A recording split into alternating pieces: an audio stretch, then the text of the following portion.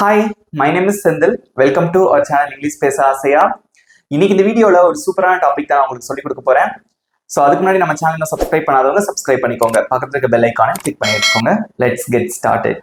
Today I'm going to teach you how to be more polite in English. Okay, so English அப்படிங்கிறது வந்து ரொம்ப ஸ்டைலிஷான ஒரு language. Okay, so அது மட்டும் இல்லாமல் அது ஒரு காமனான ஒரு லாங்குவேஜ். ஸோ அந்த இங்கிலீஷை நம்ம பேசும்போது பணிவா பேசுறது எப்படி? ஸோ இதுக்கு என்ன மீனிங்? ஹவு டு பி, எப்படி இருக்க வேண்டும், மோர் பொலைட் இன் இங்கிலீஷ்.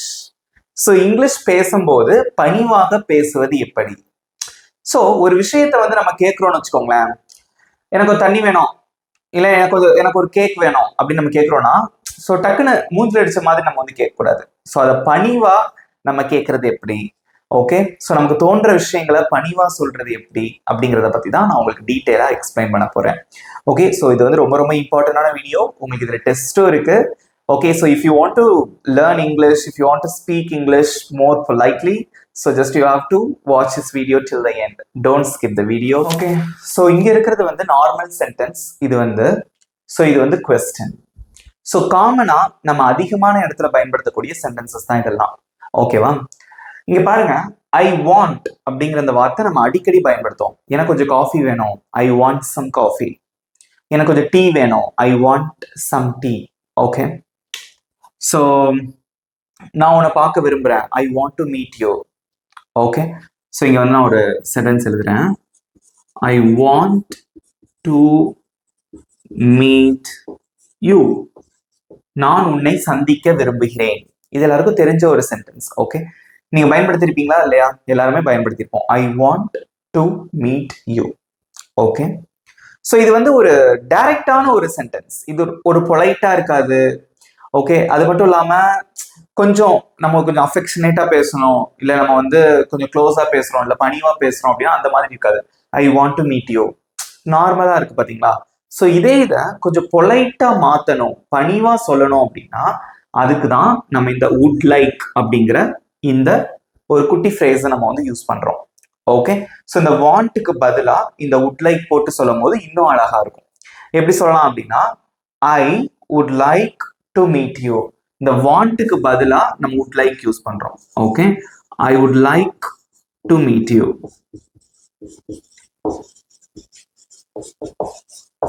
நான் உன்னை சந்திக்க விரும்புகிறேன், ஐ would like to meet you. Okay, so இன்னொரு கொஸ்டின் நான் உங்களுக்கு கேட்குறேன். இப்போ வந்து ஒருத்தருக்கு நீங்க கால் பண்ண விரும்புறீங்க. Okay, I want to call you அப்படின்னு சொல்றீங்க, ஐ வாண்ட் டு கால் யூ அப்படின்னு சொல்றீங்க. ஓகே, ஸோ அதை பணிவா எப்படி சொல்லலாம்? கமெண்ட்ல சொல்லுங்க. I want to call you, இதை எப்படி சொல்லுவீங்க பணிவா? I want to call you அப்படின்னு ஒரு சென்டென்ஸ் இருக்கு. ஓகே, நான் உனக்கு கால் பண்ண விரும்புகிறேன். இதை பணிவா சொல்லணும் எப்படி சொல்லலாம்? இந்த வாண்ட்டுக்கு பதிலா நம்ம வுட் லைக் அப்படிங்கிற இந்த வார்த்தையை நம்ம யூஸ் பண்ணலாம். அப்ப எப்படி சொல்லுவீங்க? I would like to call you. Okay, I would like, வாண்ட்டுக்கு பதிலா வுட் லைக் போடுறீங்க. Okay, I would like to call you, I would like to call you. நான் உங்களுக்கு கால் பண்ண விரும்புறேன். Okay, now I am going to teach you the contraction. So I would இந்த வார்த்தையை நம்ம எப்படி சொல்லலாம் அப்படின்னு பாத்தீங்கன்னா, ஏற்கனவே நான் கண்ட்ராக்ஷன்ஸ்க்கு வீடியோ போட்டிருந்தேன், அது பார்த்துருந்தவங்களுக்கு தெரிஞ்சிருக்கும். ஸோ ஐ வுட் அதை சேர்த்து எப்படி சொல்லலாம் அப்படின்னு பாத்தீங்கன்னா, ஐட் ஐட் ஐட், அந்த டி சவுண்ட் நல்லா கேட்கணும். Okay, I'd I'd like I'd like I'd like I'd like is a contraction of I would like. Okay, so I'd like to meet you, I'd like to call you. Okay, so இன்னொரு விஷயம் நான் உங்களுக்கு சொல்லித்தரேன், நல்லா ஞாபகம் வச்சுக்கோங்க. So இந்த வாண்ட்டுக்கு அப்புறமா டூ போட்டிருக்கீங்க, அதே மாதிரி இந்த லைக்கு அப்புறமா டூ இருக்கு பாத்தீங்களா? எப்ப வந்து இந்த இடத்துல வந்து ஒரு வெர்பு வருதோ, மீட் அப்படிங்கிறது இந்த இடத்துல ஒரு வேர்பு தான். ஓகே, ஸோ இங்க இருக்கும்போது அது ஒரு வெர்பு, பட் இங்க இருக்கும்போது பாத்தீங்க அப்படின்னா அது ஒரு செயலை தான் குறிக்குது. ஓகே, ஸோ அதே மாதிரி கால் பண்றதுங்கிறதும் ஒரு வெர்பு தான். ஸோ இந்த டூக்கு அப்புறமா இந்த மாதிரி ஒரு வேர்ப் வந்தது அப்படின்னா ஸோ நம்ம வந்து இங்க டூ போடுவோம், பொதுவாக தான் ரூல். ஓகே, ஸோ அதனாலதான் லைக் அப்புறமா டூ போட்டிருக்கோம். இது நம்ம இப்படி கேட்கிறோம்னு வச்சுக்கோங்களேன், எனக்கு கொஞ்சம் காஃபி வேணும் அப்படின்னு சொல்லி கேட்குறீங்க. எனக்கு கொஞ்சம் காஃபி வேணும், ஐ வாண்ட் சம் காஃபி. இதை எப்படி சொல்லுவீங்க? கமெண்ட்ல சொல்லுங்க. ஐ வாண்ட் சம் காஃபி, இதை எப்படி சொல்லலாம்? ஐ வாண்ட் சம் காஃபி, எனக்கு கொஞ்சம் காஃபி வேணும் because I am very tired. Okay, so I want some coffee, எனக்கு கொஞ்சம் காஃபி வேணும் அப்படின்னு கேட்குறீங்க. இதை கொஞ்சம் பணிவா கொஞ்சம் கியூட்டா எப்படி கேட்கலாம்? ஸோ வாண்ட்க்கு பதிலாக நம்ம வுட் லைக் யூஸ் பண்ணலாம். ஓகே, அதை எப்படி சொல்லுவீங்க? கமெண்ட்ல நிறைய பேர் சூப்பராக சொல்லியிருக்கீங்க. I would like some coffee.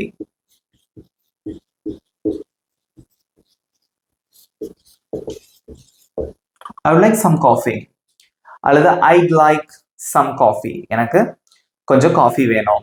Okay, இது எனக்கு கொஞ்சம் டீ வேணும் அப்படின்னா I'd like some tea. Okay, இப்போ நான் ஒரு சென்டென்ஸ் சொல்றேன், அது நீங்க பணிவா எப்படி சொல்லலாம் அப்படிங்கிறத பாருங்க. எனக்கு கிரிக்கெட் விளையாடணும் நான் விரும்புறேன், நான் கிரிக்கெட் விளையாட விரும்புகிறேன், அதை எப்படி சொல்லுவீங்க? நான் கிரிக்கெட் விளையாட விரும்புறேன், அதை எப்படி சொல்லலாம்? அதாவது I want to play cricket. Okay, I want to play cricket, இதை பணிவா எப்படி சொல்லலாம்? I would like to play cricket. That's it. புரிஞ்சுக்கிட்டீங்களா? அப்போ இந்த ஐ வாண்ட் அப்படிங்கிறது நம்ம நிறைய இடத்துல யூஸ் பண்ணுவோம். ஓகே, ஸோ அதனால வந்து நான் ஞாபகம் வச்சுக்கோங்க. ஸோ ரொம்ப ரொம்ப இம்பார்ட்டன்டான ஒரு விஷயம். இனிமேல் வாண்ட் அப்படின்னு டைரக்டா சொல்லாம கொஞ்சம் பணிவா சொல்றதுக்கு நீங்க வுட் லைக் யூஸ் பண்ணுங்க, ரொம்பவே நல்லா இருக்கும். இப்போ வந்து ஒரு வீட்டுக்கு நீங்க போயிருக்கீங்க, ஸோ உங்களுக்கு வந்து குடிக்க தாகமா இருக்கு, குடிக்கிறதுக்கு ஏதாவது வேணும்னு வச்சுக்கோங்க. நம்ம எப்படி கேட்கலாம் அப்படின்னா I want something to drink அப்படின்னு நம்ம கேட்கக்கூடாது. ஐ would like something to drink. கொஞ்சம் பணிவா இருக்கும், பொலைட்டா, நல்லா நீட்டா இருக்கும். ஓகே, அந்த மாதிரி கேட்டா அழகா இருக்கும். ஓகே, நெக்ஸ்ட் வந்து இதே இது கேள்வியா கேட்கறது. ஓகே, ஸோ இப்போ வந்து உங்களோட விருப்பத்தை நீங்க சொன்னீங்க. ஸோ கேள்வியா எப்படி கேட்கறது? ஃபார் எக்ஸாம்பிள், வீட்டுக்கு யாராவது வந்திருக்காங்கன்னு வச்சுக்கோங்களேன். இப்போ நம்ம வந்து ஒரு கொஸ்டின் இங்க வந்து டைரக்டா இது எழுதியிருக்கேன், ஐ வாண்ட் சம் காஃபி அப்படின்னு இருக்கு. இதே வீட்டுக்கு வந்தவங்க கிட்ட உங்களுக்கு கொஞ்சம் காஃபி வேணுமா அப்படிங்கறத நம்ம இப்படி கேட்போம் பொதுவா. Do you want some coffee? Do you want some coffee? So உங்களுக்கு வந்து கொஞ்சம் காஃபி வேணுமா அப்படின்னு சொல்லி do you want some coffee, உங்களுக்கு காஃபி வேணுமா? இது எப்படி தெரியுமா இருக்கும்?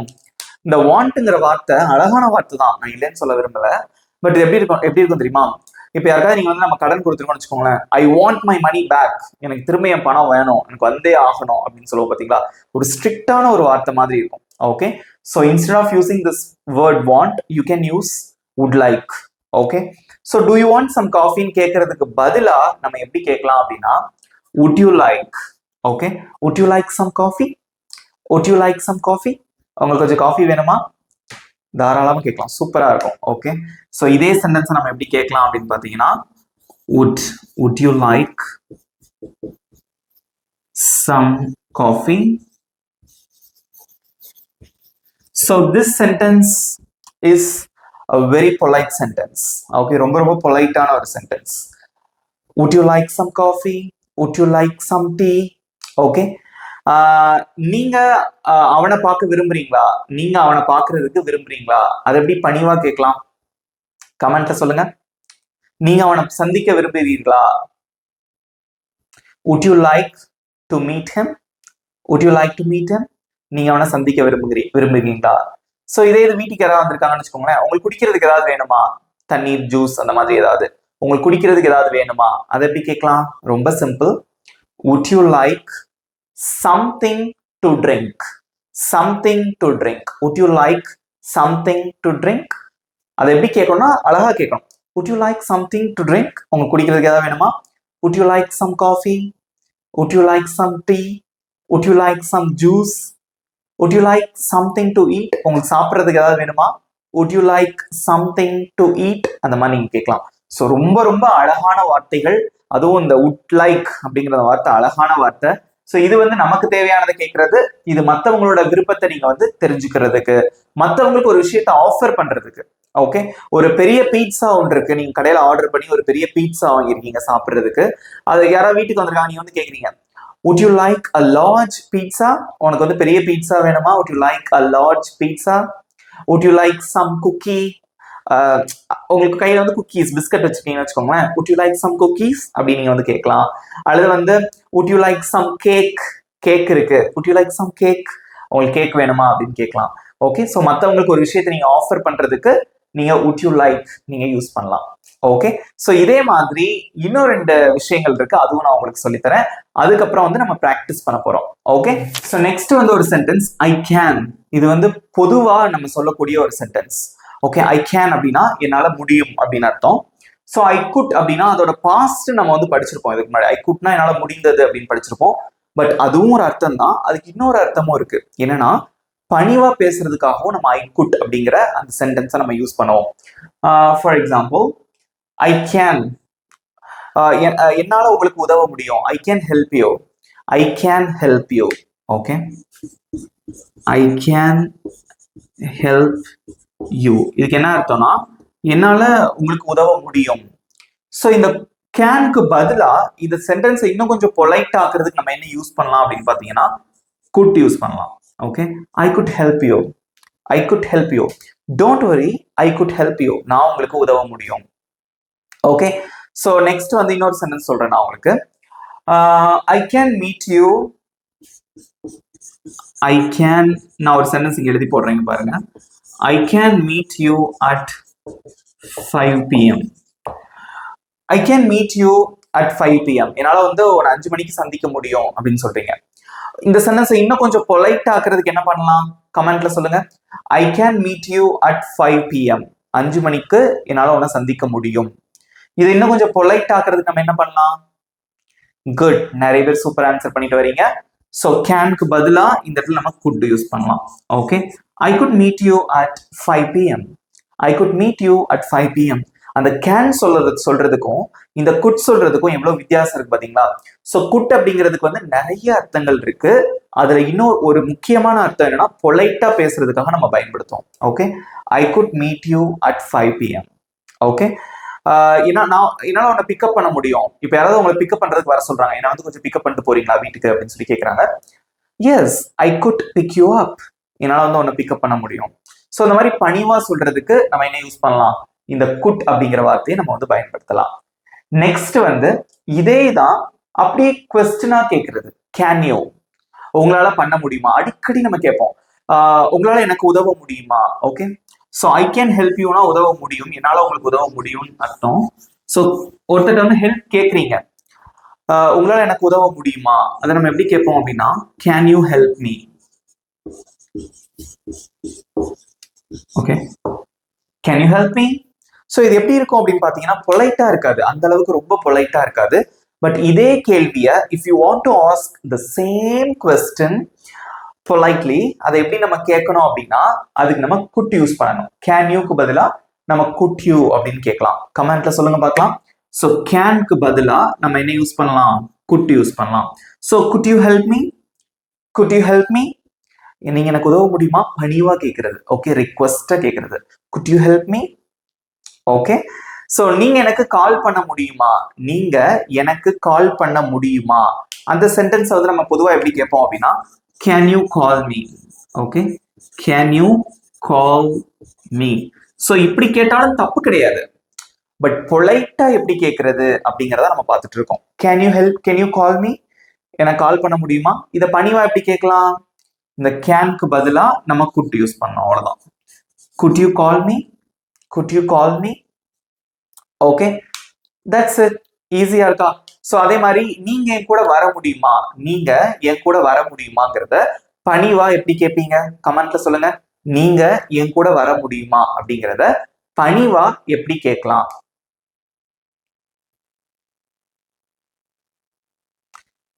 Very good. Good you come with me, could you come with me. ஈஸியா இருக்கா? Good you come with me. So இங்கிலீஷை வந்து இதுதான் ஸ்ட்ரக்சர் அப்படின்னு சொல்லி நான் நிறைய சொல்லி கொடுத்துருப்பேன் உங்களுக்கு கிராமருக்கு. பட் அந்த வீடியோவுக்கும் இந்த வீடியோவுக்கும் நிறைய டிஃப்ரென்ஸ் இருக்கு. ஸோ இந்த வீடியோவில் நான் உங்களுக்கு என்ன சொல்லித்தரேன் அப்படின்னா இங்கிலீஷை பொலைட்டா பேசுறதுக்கு என்னென்ன டெக்னிக்ஸ்லாம் வந்து ஃபாலோ பண்ணலாம் அப்படிங்கிறத உங்களுக்கு சொல்லித்தரேன்.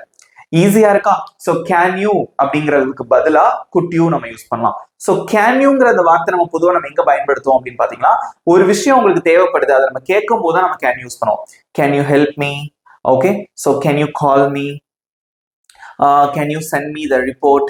இதெல்லாம் டைரக்டா இருக்கும். இதே கேள்வியை பணிவா கேட்டு பாருங்க, எல்லாரோட ரெஸ்பான்ஸும் சூப்பரா இருக்கும். Could you help me, could you call me, could you send me the report. Okay, could you help me to complete this project, இந்த ப்ராஜெக்டை முடிக்கிறதுக்கு என்ன ஹெல்ப் பண்ண முடியுமா? ஓகே, ஸோ இந்த மாதிரி கேட்டு பார்த்தீங்கன்னா அழகா இருக்கும், பணிவாகவும் இருக்கும். ஓகேவா? ஸோ இப்போ வந்து ஒரு சின்ன ப்ராக்டிஸ் நம்ம சேர்ந்து ப்ராக்டிஸ் பண்ண போறோம். ஸோ நீங்களும் எங்க கூட சேர்ந்து ப்ராக்டிஸ் பண்ணிட்டே வாங்க. ஸோ யாருமே அமைதியா இருக்கக்கூடாது, உங்க ஆன்சர்ஸ் வந்து கமெண்ட்ல சொல்லிட்டே வாங்க. இது ஈஸியா இருக்கா, இன்ட்ரெஸ்டிங்கா இருக்கா, எப்படி இருக்கு கமெண்ட்ல சொல்லுங்க. Good. Okay, so let's practise. Okay, so I have written 5 sentences here. நான் இங்க வந்து 5 sentences எழுதி போட்டிருக்கேன்.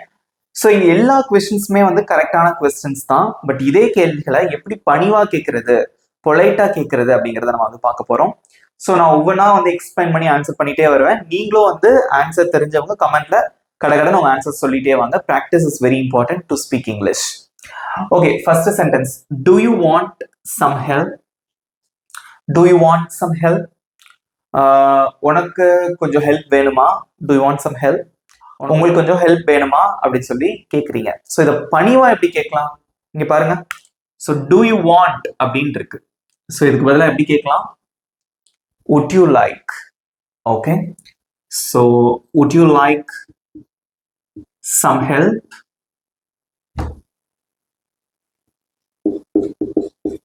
would you like some help? உங்களுக்கு கொஞ்சம் உதவி வேணுமா? would you like some help? would you like some help? அது சொல்லும் போதே பணிவா இருக்கு பாத்தீங்களா? Next, what do you want to play? what do you want to play? நீங்க என்ன விளையாடுறதுக்கு விரும்புறீங்க? நிறைய கேம்ஸ் இருக்கு, நீங்க என்ன விளையாடுறதுக்கு விரும்புறீங்க? what do you want to play? So இங்க பாருங்க, do you want அப்படின்னு இருக்கு. ஸோ இதுக்கு பதிலாக நம்ம என்ன ஃப்ரேஸை நம்ம ரீப்ளேஸ் பண்ணலாம்?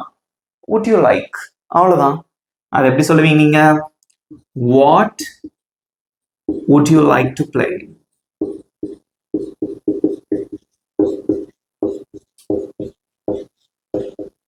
what would you like to play? நீங்க என்ன விளையாடுறதுக்கு விரும்புறீங்க? what would you like to play? next, I want a taxi please. I want a taxi please. நீங்க அது வெளியே போனோம், உங்களுக்கு ஒரு டாக்ஸி தேவைப்படுது. நீங்க சொல்றீங்க I want a taxi please. எனக்கு ஒரு டாக்ஸி வேணும். ஸோ I want அப்படின்னு இருக்கு. ஸோ இதை எப்படி ரீப்ளேஸ் பண்ணலாம் பணிவா சொல்றதுக்கு? I would like. Okay, I would like a taxi please. I would like a taxi please. எனக்கு ஒரு டாக்ஸி வேணும். ஸோ I would இதை சுருக்கி எப்படி சொல்லலாம் அப்படின்னு பார்த்தீங்கன்னா I'd like a taxi please. இந்த டி வந்து நல்லா கேட்கணும். I'd நம்மளால சொல்ல முடியல அப்படின்னா நீங்க I would சொல்லிக்கலாம். ஓகேவா? I would அப்படின்னு சொல்லலாம், இல்லைன்னா I'd like a taxi please. I'd like a taxi please. அந்த டி சவுண்ட் நல்லா கேட்கணும், அல்லது மீனிங்கே மாறிடும். ஸோ I'd அந்த சவுண்ட் கேட்கலன்னு வச்சுக்கோங்களேன், I like a taxi please வந்துடும். அது நல்லா இருக்கு. I like a taxi னா டாக்ஸி பிடிக்கும்னு அர்த்தம்.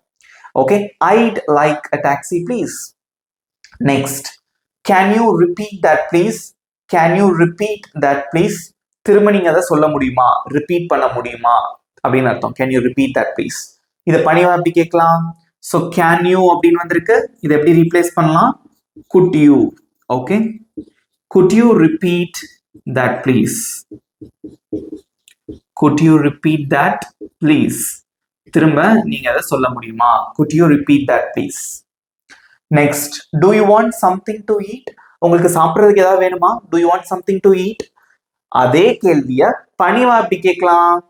would you like. Okay, do you want இதை எப்படி ரீப்ளேஸ் பண்ணலாம் அப்படின்னு பாத்தீங்கன்னா would you like. would you like something to eat? okay, would you like something to eat? would you like something to eat? Okay, பதிலுக்கு அவங்க சொல்லலாம் yeah, I would like something to drink. எனக்கு குடிக்கிறதுக்கு ஏதாவது வேணும். Okay, that's it. சிம்பிளா இருக்கா? So இன்னைக்கு நான் சொல்லி கொடுத்த விஷயங்கள் எல்லாமே ரொம்ப ரொம்ப இம்பார்ட்டன்ட். ஸோ பொலைட்டா நீங்க பேசுறதுக்கு இந்த ரூல்ஸை நீங்க அப்படியே ஃபாலோ பண்ணுங்க. ஸோ இங்கிலீஷ்ல நீங்க பொலைட்டா பேசலாம், ஈஸியா வந்து மற்றவங்களும் அட்ராக்ட் ஆவாங்க. எப்பவுமே பாருங்களேன், தமிழ்லயே நம்ம பேசும்போது பணிவா பேசினாதான் எல்லாருக்குமே பிடிக்கும் இல்லையா? ஸோ அதே மாதிரிதான் இங்கிலீஷ்ல பணிவா பேசுறதுக்கு இந்த ரூல்ஸ் எல்லாத்தையும் ஃபாலோ பண்ணுங்க. ஐ வாண்ட்க்கு பதிலா ஐ வுட் லைக்னு சொல்லுங்க. ஓகே, டூ யூ வாண்ட் அப்படின்னு கேள்வி கேட்கறதுக்கு பதிலா வுட் யூ லைக் அப்படின்னு கேளுங்க. ஐ கேன் அப்படின்னு சொல்றதுக்கு பதிலா ஐ குட் அப்படின்னு சொல்லுங்க. ஓகே, கேன் யூ அப்படின்னு கேள்வி கேட்கறதுக்கு பதிலா குட் யூ அப்படிங்கிறத வச்சு கொஸ்டின் கேளுங்க. ரொம்பவே சிம்பிளா இருக்கும், பணிவாகவும் இருக்கும். எப்படி இருந்தது இந்த கிளாஸ்? இந்த வீடியோ உங்களுக்கு பிடிச்சிருந்தா மறக்காம ஒரு லைக் பண்ணிக்கோங்க. இப்போ உங்களுக்கான ஹோம்ஒர்க். ஃப்ரெண்ட்ஸ், இங்க நான் 2 சென்டென்சஸ் எழுதி போட்டிருக்கேன். Can you help me, I want some coffee. So இந்த 2 சென்டென்சஸை எப்படி பொலைட்டா சொல்லுவீங்க, பணிவா சொல்லுவீங்க அப்படிங்கிற ஆன்சரை மறக்காம காமெண்ட்ல சொல்லுங்க. ரொம்ப சிம்பிளான கொஸ்டின் தான்.